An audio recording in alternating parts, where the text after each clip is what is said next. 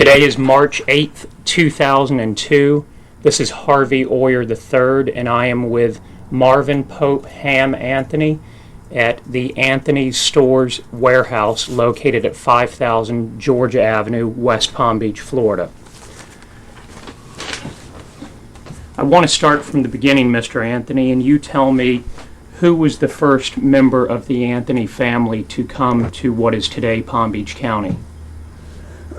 Well, the family were originally from Georgia, and they moved to Titusville, Florida, because that's where the railroad stopped, and they lived there for a very short time, maybe a year or two, I'm not sure. And when the railroad came on to West Palm Beach, the Anthony family all moved from Titusville to West Palm Beach, and that was my father, his mother, and two of his brothers. Now, your father's name was what? Emil D. Anthony Sr. He was the youngest of the men that were in the business. The men that started our business were J.R. Anthony and A.P. Anthony, and they were about 10 or 12 years older than my father. Okay, now give me J.R.'s full name. James Rembert Anthony, Sr. James Rembert, R-E-M-B-E-R-T? B-A-R-T. B-A-R-T. Yeah. And A.P. Anthony? Augustus Pope Anthony. And he's the one that actually started the business.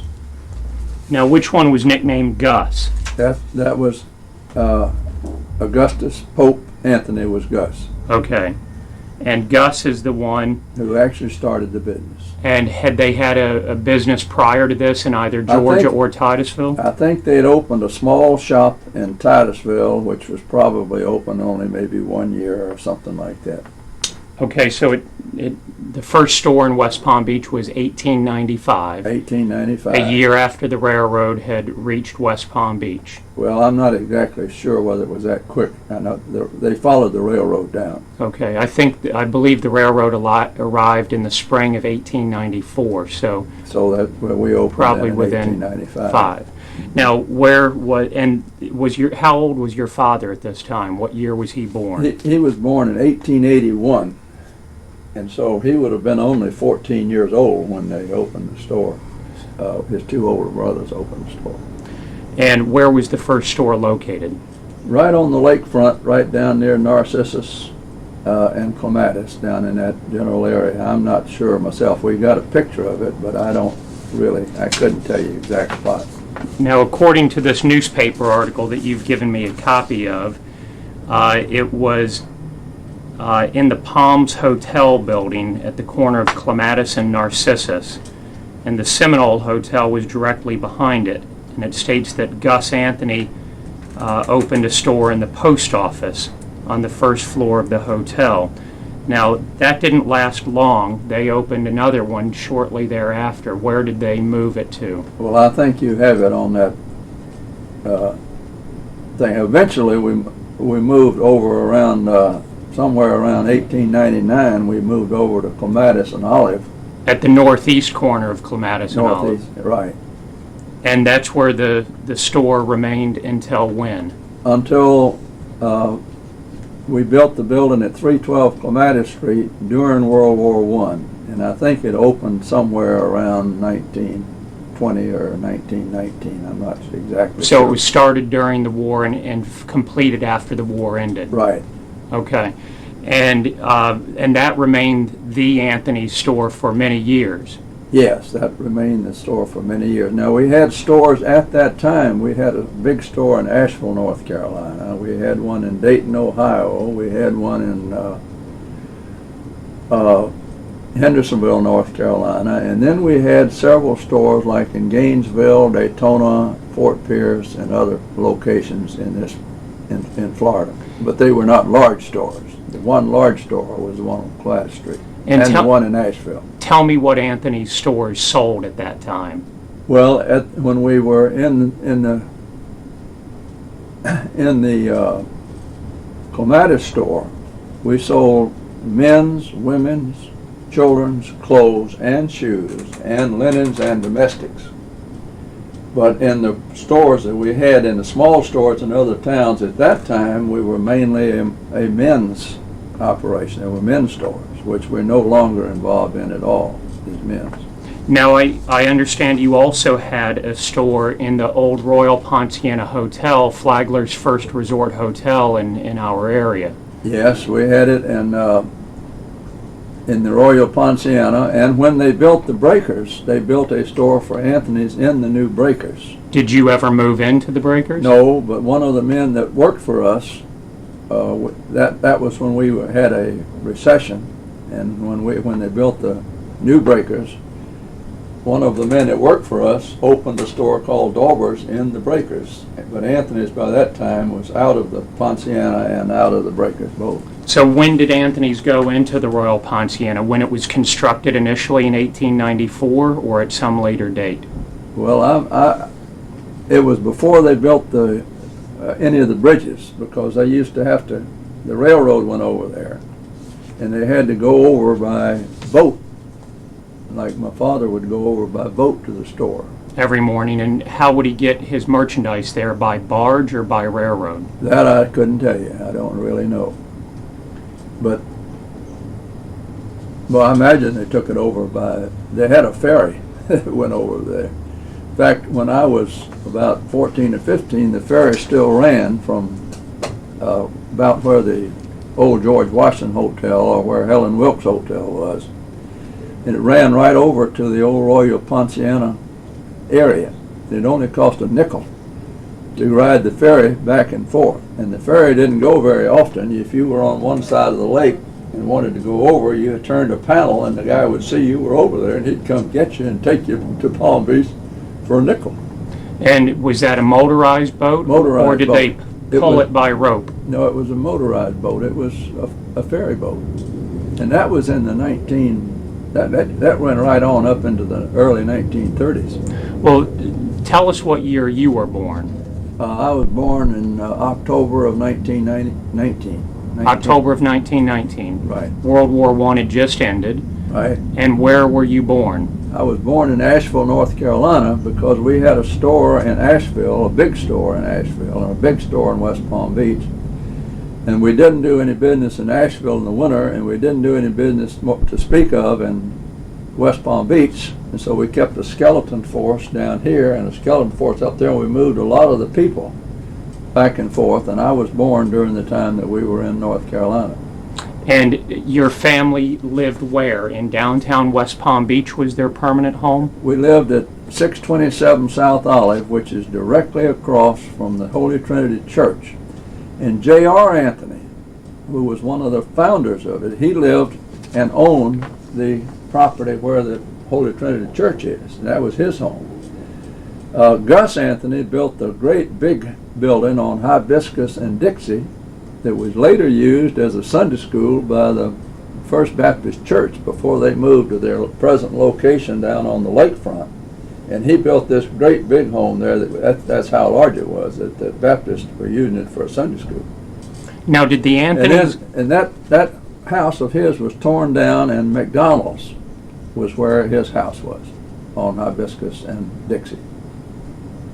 McDonald's is gone now, but there's no McDonald's there now. That's about where the Winn-Dixie site is, isn't it? No, Winn-Dixie's on the east side. This was on the west side. Southwest side. Okay. And the McDonald's was there up until maybe 3 or 4 years ago, 5 years ago. It was there right up till recent time. Did the Anthony brothers that came here, your father and his brothers J.R. and Gus, did they have money to begin with? How did they afford to purchase this land downtown and start their store? Well, I'm sure the land was very, very, very inexpensive. And I think, I don't know how they did. Well, one of the brothers, J.R., was fairly wealthy. He was putting up the money to his brother, A.P. or Gus. To begin the store. And at that time, he was living in New Jersey, and he was the secretary to one of the presidential candidates of the United States. Okay, so J.R. He went to Princeton. J.R. did. J.R. grew up in Georgia and went and attended Princeton? Princeton, yeah. Where in Georgia was the Anthony Little- family from? A little town called Crawfordville, Georgia, where Alexander Stevens, the Vice President of the Confederacy, is from. And incidentally, this is off the subject, but Harry Johnston is my cousin. And Harry Johnston's the closest living relative, descendant of Alexander Stevens, because Alexander Stevens was never married. And so Harry Johnston, who was our congressman, is the closest living relative to Alexander Stevens. And Harry, Who was the Vice President of the Confederate States of America. right, and Harry Johnston and Harry Johnston's grandfather and my grandfather were brothers on my mother's side and on his mother's side. I did not know that. No, not many people knew that. Now, you were born into a time when there was a lot of growth in South Florida. I don't know if you have any recollection of this, but the early 20s up until 1927 in any case, Yeah. by the time you were 8 years old, was the land boom. It was the roaring 20s Right. in Florida. Do you have any recollection of that time period? Yes, I mean, I remember when we were at a boat, a yacht, and we took the New York Yankees with Babe Ruth and Lou Gehrig and all of his teammates out on that boat and rode them around Lake Worth. I can remember that, but right after that, the boom busted and the Depression came on, and we didn't have a boat, and we actually had a hard time just remaining in business. So you do have a recollection of meeting Babe Ruth and Lou Gehrig? And I didn't go on the boat with them. My father took the New York Yankees out on his boat. But I'm wrong. Babe Ruth didn't ride on the boat. He was in a speedboat circling the boat all up and down the lake, but Lou Gehrig and the rest of them were on my dad's boat. Now, They'd played a baseball game out here. an exhibition game? Exhibition game.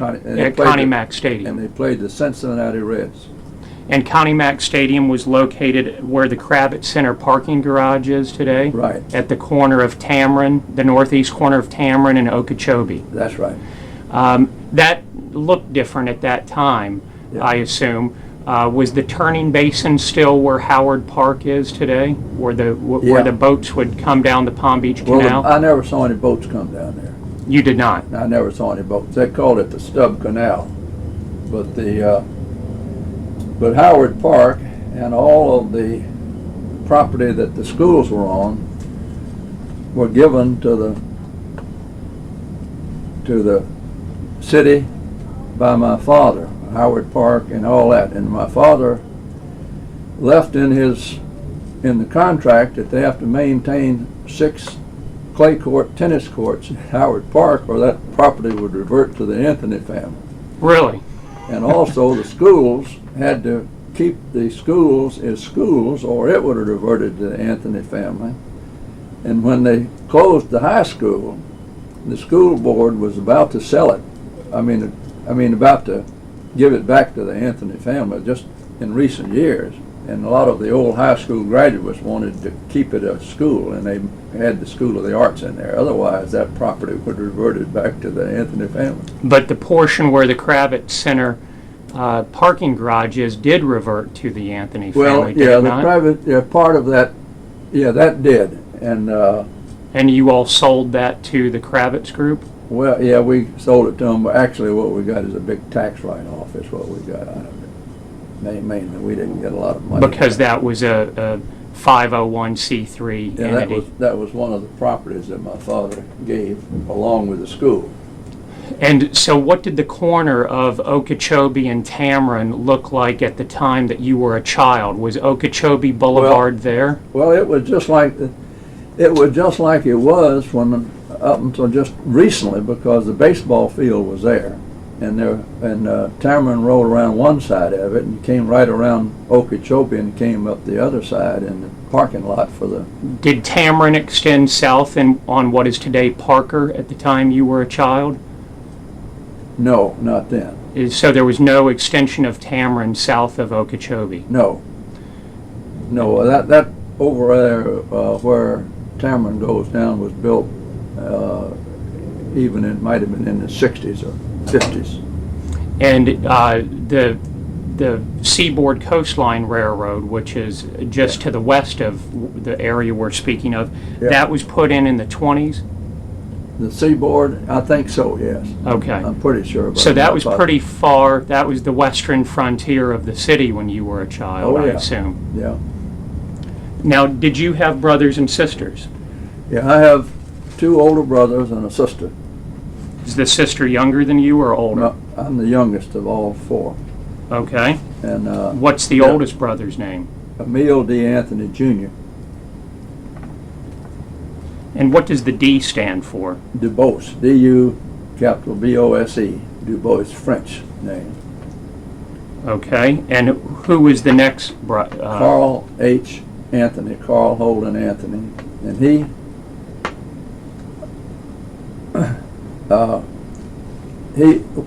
originally, the way we ran the business was that we had, when I came in after World War II, my 2 older brothers were already running the business. And one of the brothers ran the men's department. That was E.D. Jr. And Carl Anthony ran all of the accounting and financial end of the business. And they put me in charge of the ladies' end of the business. And we stayed that way for many, many years until we got into the Grove business out on State Road 7. We have Anthony Groves. And one of my brothers decided, well, I'll just take the Groves, and you and my other brother keep the business. And so at that time, E.D. Jr. and myself, my oldest brother and myself, had the retail business. And somewhere along the line, I started opening ladies' stores in other cities. And they were very small. We had a small chain of ladies' stores. And when the mall came in and put us out of business in downtown West Palm Beach, I was running the ladies' business. And then when we finally closed the downtown store, eventually I bought my brother out because he didn't know anything about the ladies' business. Tell me what years your 2 brothers were born. One brother was born in 1912. Is that E.D. Jr.? E.D. Jr. Okay, and how about Carl? Carl was born 2 years later, and they were born on the same day, 2 years apart, December the 9th. Coincidence. And what was your sister's name? Cornelia. Cornelia. How do I spell that? Cornelia, Cornelia Holden Anthony. And then she married Sned, S-N-E-D. And what year was Cornelia born? She was born in 1917. And did she have a nickname, or did she go by Cornelia? Cornelia. And she married, what was Sned's first name? William Harmon Sned. William Harmon Sned, and that's Bill Sned's father. But they lived in North Carolina, and Bill didn't move to West Palm Beach until he was out of college and out of law school. So he grew up in North Carolina. He grew up in North Carolina. Where in North Carolina did the Sneds live? Salisbury, North Carolina, where the lady who's running for Senate up there is from Salisbury. Elizabeth Dole? Dole. And Elizabeth Dole was in my sister's Girl Scout troop. And so... and Bill Sned's sister's husband represents Elizabeth Dole has for many years on any of her legal matters in North Carolina. So the Bill Sned that I know that's presently an attorney in West Palm Beach, he's William Harmon Sned Jr. Right. Okay. And then finally you were born in 1919. Right. And you were born in North Carolina. In Asheville, North Carolina. And you moved back here, and again your house was on 627 South Olive, which was across the street from where Holy Trinity is today, which right. is just 2 blocks north of Lakeview right. on Olive. It's right where Clark Oldsmobile had his office. His business was down on Lakeview, but his office was right there where our old home was.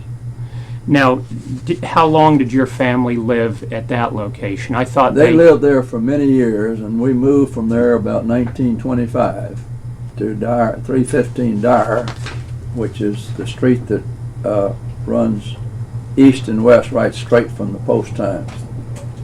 So you moved to 315 Dyer in 1925, and Right. that is the home you were in during the 1928 hurricane. Yes.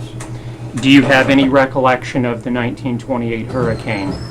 Yes, that we didn't have information about hurricanes like we do today. And Did you know it was coming at all? We were sitting out on the front porch. We knew it was coming, but we were not worried about it. And we were sitting out on the front porch. And Dr.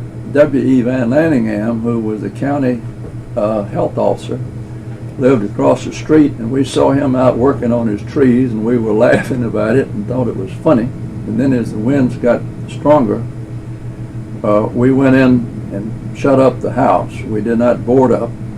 And Judge Blackwell lived over on Almeria and Olive, and his house had a tile roof, and the tiles broke every single window on the east side of our house. Now, fortunately, we had a floor that was not rugs and wood. It was a tile floor, and they put the rugs up on the dining room table, and I went to sleep on the dining room table because I was 8 years old, and spent the night and woke up there on thing, and we had maybe 2 to 3 inches of water in the house from the rain of the windows. Did the hurricane strike at night? It started in the daytime. But the worst It started of it about 3 o'clock in the afternoon, and then it went on into the night. It lasted a long time. was it over by the following daybreak?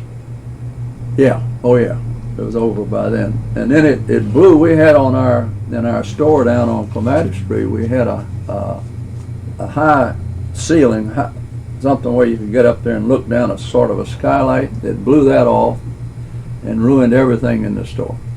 Another rain rained right down in the store and ruined all the merchandise. Did you have any insurance for the merchandise? No, that's what we struggled along, and then it actually went into bankruptcy back in around for a couple of years after that. Which was a combination of the land boom busting, the hurricane, and the stock market crash. Right. It was a triple blow to the local businesses. Yeah. Now, I think I've been in that house at 315 Dyer a couple of years ago, and did that not have a skylight of some sort in the house as well? No, we had a patio in the middle that had a screen top, and we had plants, and we had a fountain in there. And, in the middle of the house? In the middle of the house, and that was there during the hurricane. And then later after that, we closed that in and made a room out of it downstairs and a room upstairs, a little small bedroom upstairs out of that, all because of that hurricane.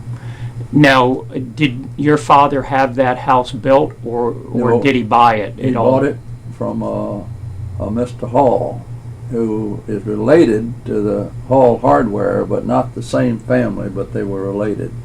Now, you were in the 300 block of Dyer. Wasn't Judge Chillingworth in the 200 block of Dyer? Yeah, Judge Chillingworth was in the 200 block. And did you know Judge Chillingworth? Oh, I knew him very well. Yes. I knew Phil O'Connell very well. Phil O'Connell was on the board of this store for many years and was our attorney, and I'll show you a picture of him over here on our wall, and he's the one that prosecuted Joe Peel. Joe Peel, right. Now, where were you living in 1955 when Judge Chillingworth was murdered? Were you still in the same neighborhood? I was married, and I lived on 211 Marlborough Road, which I lived in for 47 years. I lived in that house with my wife and family at 211 Marlborough Road. Now tell me about your wife and family. Who did you marry? I married Betsy Jean Crenshaw. And where was Betsy Jean Crenshaw from? She was from Virginia. how did you meet her? I met her here in Palm Beach. And Her father was with the United Fruit Company, and she grew up in Cuba. Even though she was from Virginia, their family was from Virginia, but she lived her first 15 years down in Cuba. And what year was your wife born? 1926. And how many children do you two have? We have 4. And who are they? Bonnie Gay Anthony. Bonnie, that is the oldest? Yeah. Her middle name? Bonnie Gay was her name. Okay. And then she's married to Litton, Litton, Walden. And they live in Charlotte, North Carolina. And they have no children. And what year was Bonnie born? Let's see, I would guess, I'll have to think, I don't know I've got a birth certificate. Let me get it out if I can find it. Well, it's not that important. Okay, no. How old? She was born somewhere around 1951. And 50. Who is your second child? Marvin Pope Anthony, the one we call Pope Jr. He's the one just walked in here. And he runs the business now. He's the president and chief operating officer of the business. And who is the third child? Archer, Elizabeth Archer Anthony, who is now Archer Anthony Barry, Barry, and she lives in Miami. And they have 3 Anthony stores that they run. They run them, and we cooperate, but they're completely owned and operated separately from us. But they use the same name. They use the same name, and we started them in business. In other words, we helped them get started. They bought their own merchandise, but we started off marketing it and advertising, doing everything for them. And then when Danny, her husband, learned the business, then he took over the buying and running the thing by himself. Who is the fourth child? Holden Weaver. Is her name Weaver in it, Pope? Yeah. Holden Weaver Anthony. And married name? Mrs. Thomas M. Davis. And she's a CPA and lives in Paris, Illinois. And her husband's a CPA. And they met when they were going to school to get their CPAs out in Los Angeles. Okay. Now, tell me about the lines of your uncles, J.R. and Gus. You said J.R. went to Princeton and had the money to finance Gus to begin the business. And Gus, did they both move down here eventually? Yeah, they both moved here. He's the one that lived where the Holy Trinity Church was. That was Gus. No, that was J.R. That was J.R. who lived where Holy Trinity is. Yeah, and Gus is the one that built that great big house over on Hibiscus. And, and I mean... On Hibiscus and Dixie. And they both left Anthony's and sold out to my father because they got too big for it, and they opened in they were in the banking business in Jacksonville. So are there any of their descendants still in Palm Beach County? Well, Rosalind Anderson was Gus's daughter, just died here when she was 95 years old about 2 years ago, or 3 years ago. Was she the only descendant of those two? Oh no, they all that still lived here? The only one that ever lived here, yes. Okay, so otherwise all of the Anthonys in Palm Beach County today are descended from your father's line. Right. Now, they're all of them are here now. Descended from your father's line. Or there was a younger brother who was never in the business. He was 20-some odd years younger than the oldest brother. It was Roscoe Anthony. He lived in Palm Beach, and he has some descendants here. Now, Roscoe Anthony was a brother of who? My brother, of all of my uncles. Okay, so there were actually 4 boys from Georgia. Yeah, well then also there's another Anthony that's buried under the Norton Art Gallery that died before I was born, and he was the tax collector or tax assessor for Dade County when it was When we were still Dade County. still Dade County. Now, is But he, he died before I was born. His name was Henry Anthony. and was Henry a brother of your father? Yeah, he was another brother. Okay, so we had Henry, who was the Dade County tax collector, Yeah, and he's buried in the original Pioneer Cemetery. right. And his grave is still there. You can crawl under the. I never have done it, but you can crawl under the Norton and get to it. And Roscoe was another brother. Now, Right. he's the one that married into the Clark family, Right. correct? Right. Winifred Clark? Winifred Clark. Okay. And tell me what you know about the Clark family. Clark Avenue in Palm Beach is named for them. Now, the Clark family were from Philadelphia, and they owned the auto car company, which was a truck type company. They were a real big company. And they came to Palm Beach, and they lived at 6 South Lake Trail, which, if I'm not mistaken, is the same site that Captain Dimmick had his first house on in Palm Beach. And when they started coming down to Florida, they were here before the Anthonys. They had to, when they got to the borders of the different states, they'd have to jack the train up and change the width of the train's wheels because they didn't have standard gauge. That is correct. And they came down in, I think, in the 1880s, the Clarks did. And they sold their business for a fortune, and they never had to work again. But Mr. Clark was an inventor, and he invented the carburetor on automobiles. And this would have been Winifred's father? Right. And I knew Mr. Clark. He was quite a lovely old gentleman.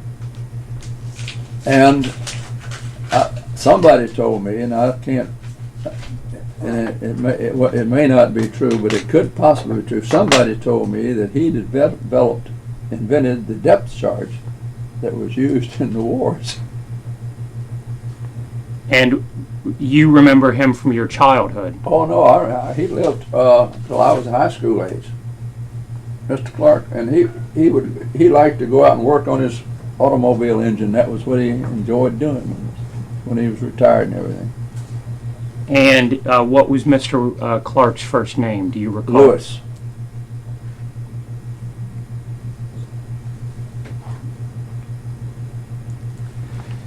And are there any descendants left from that marriage of Roscoe, Anthony, and Winifred Clark?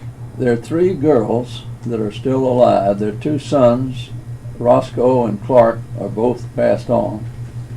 But Mary Anthony Smith lives in Atlanta and has lived in Atlanta ever since she married. And then there were twin girls, Winifred and Virginia, and they live in New England.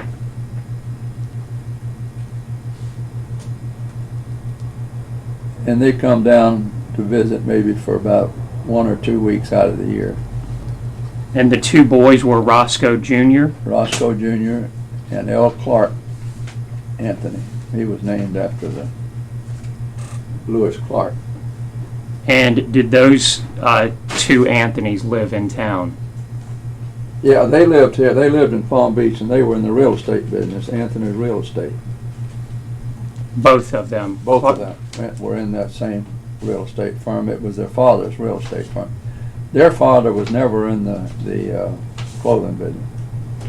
Now, I thought I saw in the newspaper a few weeks ago another Anthony, probably in his 30s or 40s, who got married and is in the real estate business in Palm Beach. That's the grandson of Roscoe Anthony. And is it the son of L. Clark or Roscoe Jr.? It's the son of L. Clark. So he would be Louis Anthony. a cousin of yours? Yeah, he would be I guess a third cousin, I guess. Okay. Now, tell me, you were mayor of the city of West Palm Beach in the early 70s, weren't you? Yes. Was it 72 and 73? I was mayor a couple of times. what we did in those days was the city commission elected the mayor. We had a city manager form of government. And so if you weren't elected mayor, you were a pretty unpopular guy. And, because everyone had their opportunity. If you sat on the commission, it would rotate to you eventually. It would usually rotate. And after I'd been the mayor twice, I told them I didn't ever want to be the mayor again because I didn't want to spend all my Saturday mornings going to these meetings where there'd be 10 or 12 people there. And so one time I said, y'all just elect who you want. So the day that they were to announce who the mayor was, one of the commissioners came over and said, well, you're the mayor. We couldn't get 3 votes for anybody else, but we're going to cover all those meetings on Saturday for you. So they made you the mayor again, but they didn't make you go to the meetings. Right. And can you recall what years you were mayor? Oh, I got It's on the wall I there. see one on the wall says 1972, 73, and another says 77, 78. Yeah, that was the 2 times. Okay, those were the 2 times, and you Yeah. were vice mayor in 71, 72, There's that. and you were a commissioner for 10 years, from 69 to 79. I had to run 6 times, but I was. Were those 2-year terms? They were 2-year terms, but the last time was a 1-year term. But I was put on Florida Power and Lights Board, and I was serving on that. And the Florida Power and Light Board met on the same day as the city, so I had to drop off of the city because of the meetings were in Miami for the Florida Power and Do Light you Board. still sit on the FPL board? No, I retired. You can't serve on the Florida Power and Light Board after you're 72 years old. They have And how old are you today? 82. 82. So this is the Florida Power and Light Board over there, those 2 pictures. You were mandatorily put into retirement by FPL. Yeah, but I'm still active with them. I get all of my health insurance through them and all that sort of thing. I want to ask you about your 2 brothers, Emil Jr. and Carl. Are either still living? No, they both passed away. Now, Emil passed away just a couple of years ago, Right. didn't he? About 2 years ago, and Carl passed away about 5 years ago, I guess. About 5 years ago he passed away. Now, if I recall correctly, your father was the one left with the store business. Right. And all 3 of you boys worked in that, but eventually Carl went out and operated the Groves and left it to you and Edie Jr. We spun that off. We spun that off as a just spun. It was a separate corporation owned by the stores, and we just spun that particular. And that was called Anthony's Groves. Right. Well, it was 312 Clematis, I think it was, or something like that. Was the name of the corporation. Yeah. And tell me where the groves were and how many acres and what sort of citrus you had under cultivation. Well, we bought that land out there in the 40s, late 40s. And we had 530 acres of land out there. And then at first we started with cattle, and we weren't doing too good with the cattle, and then we started the groves. It was beef cattle, not dairy cattle. Yeah, beef cattle. Okay. And when we first started the groves, Pope, how old were you, 6 or 7? It was like 1963, I think. 63 is when we 62 actually maybe. started the growth. We owned the land for years, but he was out there working as a little boy, planting the groves. And was it oranges or grapefruit Oranges, or lemons, grapefruit, limes? tangerines, everything. And you planted all 530 acres? No, when we spun the groves off to make it equitable, the store kept part of the land, maybe 200 and some odd acres of the land, but the rest of it was in growth. And they operated the groves for many, many years, very, very successfully, and they finally closed the groves about less than a year ago. And who is they? Carl and his family? Carl's family. They sold the property for quite a large sum of money. And tell me where the groves were located. On the corner of Southern Boulevard, and we own the property right up to the canal. Southern and 441? 441. On the west side of 441, the Right. southwest corner Right. of Southern Boulevard and 441. Right, and we owned the land, and we went down maybe a mile or so, frontage down on. Was it a square piece of property? No, it was. We bought them in 100-acre parcels. We bought 200 acres from a Mr. Iverson, and then we bought 300 and some odd acres from a Mr. Stuart Eigelhart, the polo player down in Gulfstream. Now, was this originally part of the Palm Beach Farms plat? Well, actually, when we bought it, it was originally owned by the Bensels owned everything out there, and this was part of their property, just like Lion Country Safari was owned by the Bensels. Everything out in that area was owned by the Bensel. Bensel, B-E-N-T? S-E-L. S-E-L. George Bensel and Ted Bensel, and they owned, and they bought it from taxes. They just picked up the taxes on it During the Depression. during the Depression, and they owned, I don't know, miles and miles and miles of that property. And We didn't buy it from them. We bought it from other people. intermediate owners Yeah, between right, Bensel. yeah. And the Anthony Groves store that was on Dixie Highway down around Claremore Drive in Yeah. Dixie, was that part of Oh, yeah. the Grove operation? Yeah, they had 2 or 3 places where they sold fruit other than the Grove, but they sold most of it. They had a store right on the Grove. And like years ago when the store owned it, why on Sunday afternoons, I'd take my family out there one Sunday afternoon and sell the fruit, and we had pick your own fruit. And people would come out there and pick their own fruit, and we'd have a lot of people out there on those Sunday afternoons. And So you sold the fruit retail at the Grove and at a couple of these retail stores. Right. Did you also crate it up and ship it north? yeah, they do some of that. They did some of that crating out there out at the Grove. Yeah. Now, in what year did Carl take the Groves for himself?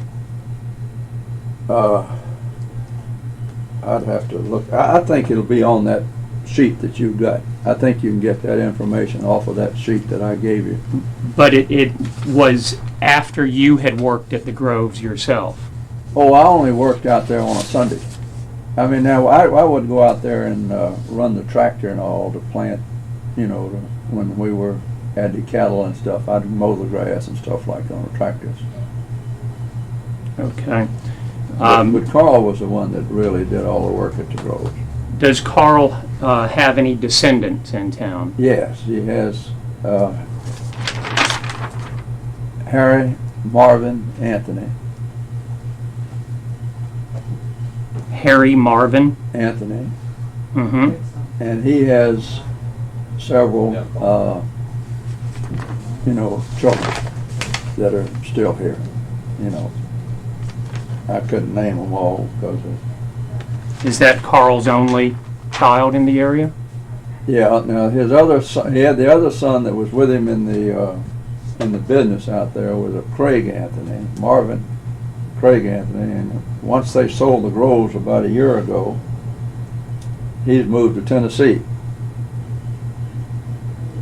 So did both boys work in... They ran the Groves after the father died. They ran it completely by themselves, just those two, Craig Anthony and Harry Marvin Anthony. Marvin, they called him Marvin.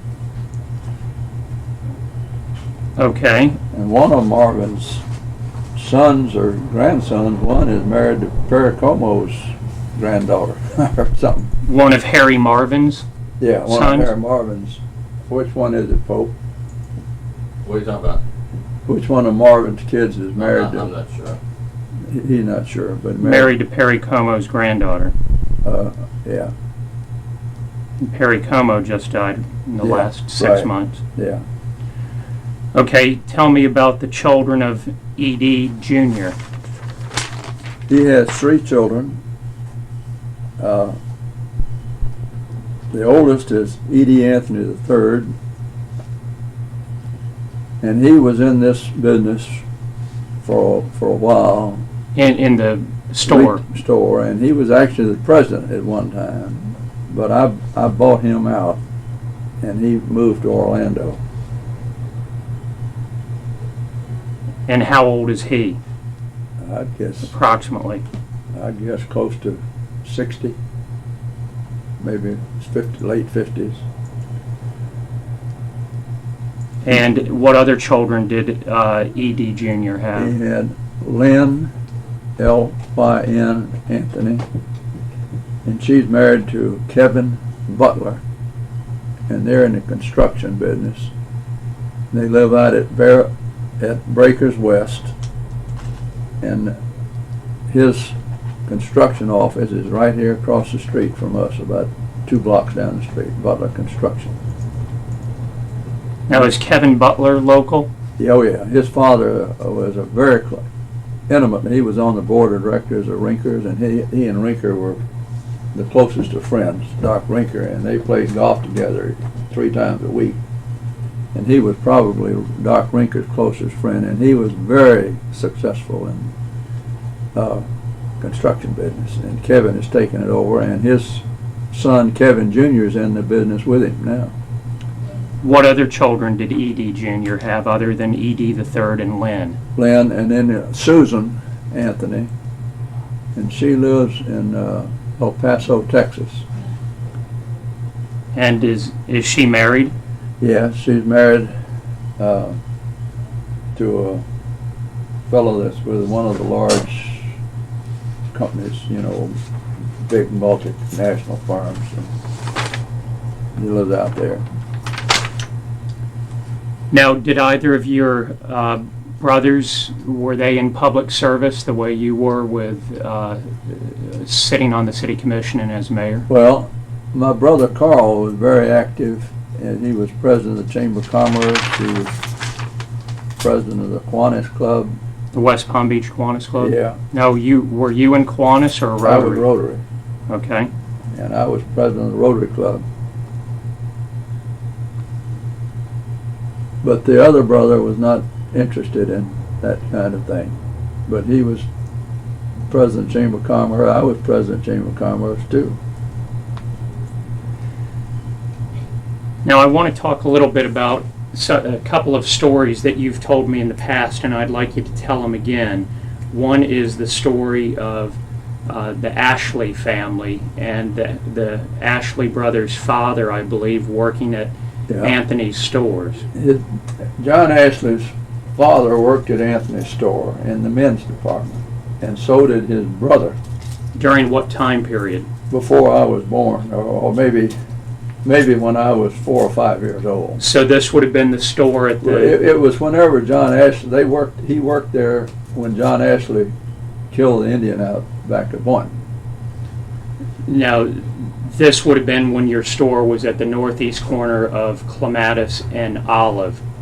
Your store... I think it was after we built I think the Ashleys worked there after we were in the big building. But the big building wasn't completed until after World War I, and you were born No, at after that time. yeah, it was 1920. But I remember, I remember Bob Baker. Now, Bob Baker was the sheriff, and John Ashley shot Bob Baker. And Bob Baker lived in the house on Edgewood that later Phil O'Connell was living in when he prosecuted Joe Peel. And it had an elevator because Bob Baker couldn't walk up the steps because of his being shot in the leg, and he had to put an elevator in the house. And I remember all that. So I think it would have been, I'd have to find out when John Ashley was doing all of his things. I don't know what years he was so active. Now, so your father... He was robbing trains and stuff like that, just like they did out west. Now, your father would have known Mr. Ashley. Oh, yeah. As well as his boys, probably. So your father... Yeah, he knew all of them. Yeah, and then he knew the Mobleys. The Mobleys, they called it the Ashley Mobley Gang. And the Mobleys were related, and the Mobleys lived on Tanglewood Court, which was right around the corner from where we lived at 627 South Olive. Did your father ever tell you any stories about the Mobleys or the Ashleys that you recall? Well, I can't recall any of them other than the fact that they worked there and the fact that that the time that they shot the Ashley gang up at Sebastian, that they said that they had captured them, and they think that they shot them in the back. And I think everybody's heard that story, but my dad told me that. Well, I've heard that story too, that their excuse was is they were returning fire on the police, and they actually been shot in the back. I can't remember the details, but I remember when they had a shootout in Stewart, where there were a lot of people who were wounded or killed among the law enforcement people and the Ashleys. Now, John Ashley and his brothers never worked for Anthony's stores. It One was of the only their brothers, father. no, one of John Ashley's brothers worked for us, and Daddy said they were fine people. Said that John was the only bad egg in the whole group, but they all went to support him. That was what my father told me. Now, you told me another story one time, and I'd like you to repeat it in detail. A story about my cousin Chuck Pierce. Yeah. That Chuck told to you regarding his run-in or meeting John Ashley. Yeah.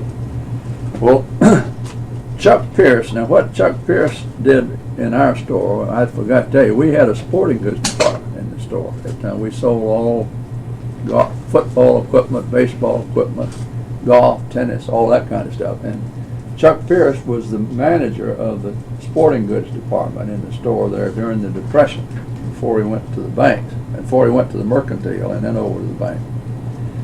And he would take me along. He was coaching the American Legion baseball teams, and I would go along as a bat boy.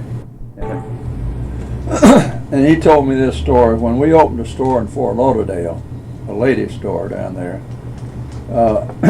he told me one night that the story of when he was about 15 or 16 years old. Now, to put that in perspective, he was born in 1896, so this would have... So he was born... So this would have been around 1910 to 1912. Somewhere around 1910 or 12 then. All right. I didn't know that date. Yes. But he had been given a pistol for Christmas. And he and a young friend were out back of Boynton, where their home was. And they were out in the woods, and they ran into this nice-looking man, and they said, "What are you doing?" He said, "We're trying to get a turkey." "You had any luck?" Said, "No." He said, "Well, give me your pistol, and I'll see what I can do for you." So they gave him the pistol, and the fellow went gone, and they thought, "Gosh, this guy's taking our pistol." And he'd been gone a long time, and finally they heard a shot. And when they heard the shot, all of a sudden, here comes this man back, and he gave them the turkey and the gun back. So they remembered the story, and I said a few weeks later, they were in town in Boynton. In Boynton. In Boynton. And Ashley was robbing the bank, and he was captured there. And he had, as I understand it, he had been shot, just grazed, but not really hurt. But he was in handcuffs. And the crowd was around him, and they were taking him to the jail. And Chuck Pierce and this friend of his, or maybe not, maybe it was just Chuck, he goes up to see John Ashley, see what he looked like. And this nice-looking man looked over and winked at him and said, "Son, how was that turkey?" So he had given his gun to John Ashley as a criminal. Now, tell me what you know about Chuck Pierce. Chuck Pierce grew up in this area and was actually, like most people during the land boom, was making money buying and selling real estate. When the boom busted, he went to work for your family at the store. He came to work, and he managed the sporting goods department. And he got the job the first day he walked in. The first day, and he came right on back to work. And he was friends with who? Your father? My father. E.D. But he was Sr. much younger than my father. Right. But he told me this story. He said that he had made $500,000 in the last 12 months. And he had made 250 of the 500 within the last 6 weeks. And when the stock market crashed, 2 weeks later, he was out selling pies in his neighborhood so that he could eat after having made $500,000, and that's how abruptly the people were affected by the He went from making $500,000 in the last 12 running months And 2 weeks to later, selling his wife's pies to eat. so they could eat in his neighborhood. And do you know what neighborhood he lived He in? lived up around 26th or 7th Street in West Palm Beach, just off of Dixie Highway to the west. Which would have been the area that is today Northwood. Northwood, right. He lived in Northwood, beyond Northwood Avenue. And I know that he also at one time had a house in Northwood Hills, which is about 10 blocks north but west of Dixie Highway, up in that hill area where the mangoes were. Do you remember him living there? I'm not familiar with that. Okay. Unless they was living there rather than where I said he was living. It could be that he was living up there instead of where I said he was living. Okay. Maybe I just assumed that he meant around that. But that would be around 20-some-odd street over there. It's in the 30s, I think. 30s, okay. Now, how long did he work at the store? He worked in the store for several years, and then we went out of the sporting good business, and the Palm Beach Mercantile went in the sporting good business, and so he went right from our store down to the Mercantile and ran the Mercantile. And what was the Mercantile? Palm Beach Mercantile was what they call the big store. It was the biggest store in town. And where was that located? It was located. The sporting goods department was on Narcissus, but the main store faced on Clematis, and then it had a furniture store that faced on to Datura. And it had an overpass from their store on Clematis over to the Datura store. So it would have been on the south side of Clematis. South side of Clematis, but they had a bigger building over on Datura. And all of that building over on Datura was the Palm Beach Mercantile. who owned the Palm Beach Mercantile? The DeCameras. Were they a local family? They were local family. And they were competing with you, I assume? No, they were in the hardware business. They were in the furniture business. They were never in the clothing business. When they sold it years later, somebody tried to operate a clothing business in it under their name for maybe 6 months or a year, and he went out of business. But you did have a sporting goods department. Did they put your sporting goods department out of business by competing with them? No, I don't know why he went out of the sporting goods. I don't really know why we went out of that sporting. Maybe it wasn't that big a. We were mainly clothing. Wasn't that big of a profit center for you? It wasn't big a profit. I guess I don't know. And so when you closed down your sporting goods department and the Palm Beach Mercantile opened one, Chuck moved from Anthony's to the Mercantile. Yeah. And they sold all the school, Palm Beach High School, and then so did the Mercantile. Everything they bought came right from either Anthony's or the Mercantile later. And how long did Chuck work at the Mercantile? Right up until World War II. And he went in the Navy, and he was over in England and in that area. And then he came back, and when he came back, instead of going in that, he went in the First National Bank of Palm Beach. And when the First National Bank opened a branch in Fort Lauderdale, he went down as the president. And when the First National Bank decided to get rid of the bank down there, they sold it. Chuck remained on as the President and Chief Executive Officer of the First National Bank in Fort Lauderdale. Now, I never knew Chuck. He died before I had any memory. Tell me about him as a person. He had more personality than anybody you ever met, and he was one of the most popular men I ever knew in my whole life. And he was very civic-minded? Oh, yeah. Yeah, he was down in Lauderdale. He was almost the #1 citizen. I moved to Lauderdale for a year and a half. And while I was down there, he had me taken into the Rotary. He'd been the president, I think, of the Rotary Club down there. And he was very, very. And then I think it was during Chuck's tenure that they became the landmark banks, and then became a much bigger, and then I guess they've sold out to some other bank chain by now. But they built that great, big, tall building in downtown Lauderdale. Now, he was not only a Rotarian, he was also a member of Holy Trinity, wasn't he? I'm not sure. Did you ever know his father, Charles W. Pierce, No. who was one of the Barefoot Mailmen? No, I did not know him. I think he passed away before I ever knew him. Did you know Chuck's two daughters, Celia and Yes. Peggy? Yes, I did. Were you in school with them, or No, were they younger I than was you? older than they were, but I knew them. I didn't know them that well because of the age difference. See, and to have known them, they were probably in junior high or something like that when I was in high school. And you attended high school at Palm Beach High School? Palm Beach High School. Right. What class were you in at Palm Beach High School? 1936. Do you recall who some of your classmates were? Oh yeah. Well, not some of them were a little ahead of me, but Steve O'Connell, Phil O'Connell's brother, who was president of the University of Florida and Chief Justice of the Supreme Court, he was a fraternity brother of mine in Palm Beach High School. You had a fraternity in high school? Yeah, we had a high school fraternity called the ASPs. And Earl Wallace of Earl Wallace Ford in Delray, he was a member of our high school fraternity. A fellow named Peter Clements was in that high school fraternity, and he was later the mayor of Fort Lauderdale. We had a lot of very prominent people in the high school when I was there. How many different fraternities were there at Palm Beach High 3. School? What were they? They were not national. There was Tau Delta Tau and the TKO and the ASP. And what did ASP stand for? Alpha Sigma Pi. And were there sororities for the girls? Yeah, there were 2 sororities, Theta Delta and I've forgotten what the other one was. And were most students in a fraternity or sorority? No, a lot of them were, but they were outlawed a few years later, and they weren't allowed to have fraternities. What did you do as a member of a fraternity? Well, we had our meetings on Sunday, and then I played tennis with some and golf with some, and we were just friends, double dated with them.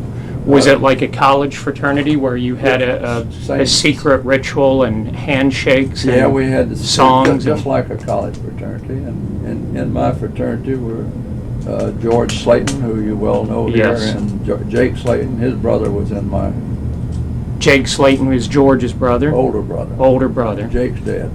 Jake died. Marshall McDonald, who was the chairman of the board and chief executive officer of Florida Power and Light Company, he was an ASP in Palm Beach High School. A very prominent group. Prominent group. What year was the fraternities and sororities outlawed? It was, well, and another fellow who was was in the ASPs was we had 2 presidents of the University of Florida, Marshall Kreiser and Steve O'Connell, were both ASPs in Palm Beach High School, and both became the presidents of the University of Florida. That's amazing. The University of Florida's only But had, I think, 8 presidents. Marshall Kreiser, who also served on the board of Florida Power and Light with me, and he's now moved to Jacksonville. Now, did I didn't know he was born here.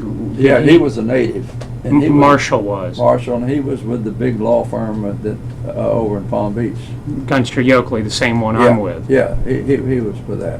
Now, and his wife But was he was from younger. here as well. See, when I came back from the war, he was president of the ASPs, and that's when I got to know Marshall, was through the ASPs. I was out of college and out of the war.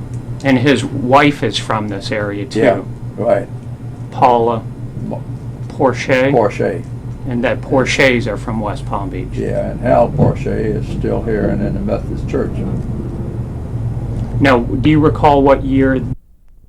Now, we're still talking about Palm Beach High School and the fraternities and sororities, and you were about to say something about Burt Reynolds. I think Burt Reynolds was an ASP also, the famous movie star, Burt Reynolds. Now, I know that Harry Massey was his big brother in their fraternity up at Florida State. Was Harry an ASP in West Palm Beach? I don't know. I don't know that he was. He might. I couldn't tell you. I know Harry. Now, you had mentioned to me earlier that Harry Johnston is a cousin of yours. Could you tell me exactly how he's your cousin? His grandfather and my grandfather. His grandfather on his mother's side or father's? On his mother's side, and on my mother's side were brothers. And his grandfather was the Chief Justice of the Supreme Court of Georgia. His grandfather was? Yeah. On his mother's side? On his mother's side. His name was their name was Holden. Their last name was Holden. Yeah. And they were descended from Alexander Stevens?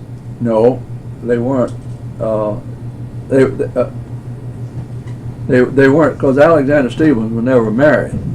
But Harry's grandmother, Judge Holden's wife, and Harry doesn't even know this because, I mean, you know, I guess he does, but he never knew his grandfather. He was a lot younger than that. She was Alexander Stevens' niece. And when you go into the old family home in Crawfordville, which is a national monument, the biggest, there's a great big picture of Harry's grandmother, who he didn't know, but I knew, hanging right as you go in the door to the Alexander Stevens Memorial. And that was a niece of Alexander Stevens, and Right. Alexander Stevens died with no children. Right. Yeah, he was never married. Now, Harry Johnston is a bit younger than you. Yeah, quite a bit. Did you know his father? Oh, yeah. And his father was our county attorney for many years, wasn't he? Yeah, he was the one that rushed us ATOs. He and Judge Chillingsworth and Phil O'Connell were ATOs, and they were the ones that got Marshall McDonald, Earl Wallace, Steve O'Connell, and all of us were all ATOs because of... At the University of Florida. Right, all because of Harry Johnston's father and all because of Harry Johnston. I'll tell you a real good story about Harry. Harry's father had been the one that he and Judge Chillingsworth and Phil O'Connell were the ones that rushed us all into being ATOs. And when Harry went off to BMI, and he graduated BMI, and then he married, and then he was going to law school at the University of Florida. And we slipped up and didn't invite him to the ATO house. And so Alan Brackett and myself and Ralph Blank, who was one of our state senators at one time, we got in a car and went up to see Harry, and he didn't, and he did join the ATO, but we'd forgotten to invite him. He was living with his wife up there. And on the way back, we stopped, and it was a football weekend, and we stopped in Ocala at the Ocala Steakhouse, and Alan Brackett bumped into a fellow named Fletcher Rush, who was an ATO with him at Florida. And he asked Alan, he says, you ought to go back down and open a savings and loan bank. So Alan Brackett came back down to West Palm Beach and put in for a charter for the West Palm Beach Federal, which is now the Fidelity Federal. And if it hadn't been for Harry Johnston not being invited to ATO House, there wouldn't be a Fidelity Federal. In other words, Alan Brackett came back down here, and not only that he got the charter, but he appointed George Preston as the president, and he appointed all the directors, including my brother Carl, to the Fidelity Federal, to the West Palm Beach Federal. And that's how it started, all because we forgot to invite Harry Johnston to the ATO House. Now, Harry's father was our county attorney for some time. Oh, for years. And he was also the head of Camp Blanding. He ran Camp Blanding from the time the war started till it ended. He was a colonel in the reserve. And when I went to Camp Blanding as a draftee, and I stayed there for about 3 months, he was the commanding officer he was running. He wasn't the commanding officer because they had a general that was supposed to be, but he was running Camp Blanding. Now, what year did you graduate the University of Florida? I was an ATO at North Carolina. Oh, not at Florida. Not at Florida, but okay. We all became ATOs wherever we went, most of us. Okay, so you graduated in 42.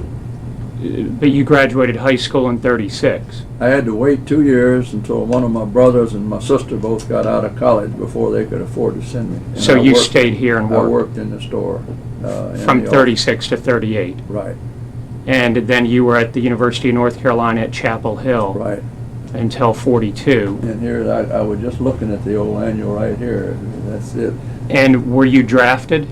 I was drafted, and then right after, and I stayed on in the reception center at Camp Blanding and issued clothes to the inductees for 3 months. And then I applied for infantry OCS and went to Fort Benning, got my commission. And you were commissioned as a second lieutenant infantry officer. Infantry officer. In when, 1942 or 43? Well, I graduated in 42. I got my commission in January the 5th of 1943. And what did they do with you after that? Well, I later joined the 77th Division, which is was the New York City Division. We wore the Statue of Liberty patch. we trained here in desert warfare. We trained in jungle warfare in Hawaii, and then we invaded Guam, and then we took Guam with a Marine division and another, and then we went into Leyte, and then we took a little island called Ieshima, and I was maybe about 200 yards from Ernie Powell when he was killed. He was coming to where I was, and he was with my best friend. In fact, he was with this guy right here. I got a picture on my desk of a major, and he was with my commanding officer when he was killed, Ernie Powell, the columnist. And then we went over to Okinawa. Ieshima was only a mile from Okinawa. We went over there and we fought in Okinawa. And then when the war was ended, I was back in the Philippines again on Cebu when they dropped the bomb. They dropped the bomb in August, and on October the 5th, I was in Hokkaido, Japan, the northernmost island, and my division occupied that whole island. For how long? Well, I got there on October 5th, and I was home for Christmas. I had enough points and stuff to be shipped right on home. By Christmas of 1945, Right. you were home. Home. So you had spent just about 2 years. 4 years. In the Pacific, I spent 2 years, but I've spent almost 4 years in the Army. And did you stay in the reserves when you came home? Yeah, and Colonel Johnston was my commanding officer here, and Harry's father was the commanding officer of my reserve outfit. And that was the one out by the airport. Yeah. And there were a lot of well-known people in the community that were in that reserve unit. Phil O'Connell was out there, and a lot of us. Bruce Jones, was he Yeah, he was out there. in it? Yeah. And George Wedgeworth, I believe, was in it for a while. Well, I don't remember George. And even my father was in it for But many years. actually, we had a small unit that we were, the Colonel Johnston, the Lieutenant Colonel Wood, who was the Presbyterian minister, was in the infantry. The little outfit that Colonel Johnston was the commanding officer of, that I was in, there was only about 8 or 10 of us in that outfit, but the reserves met all together. Yeah.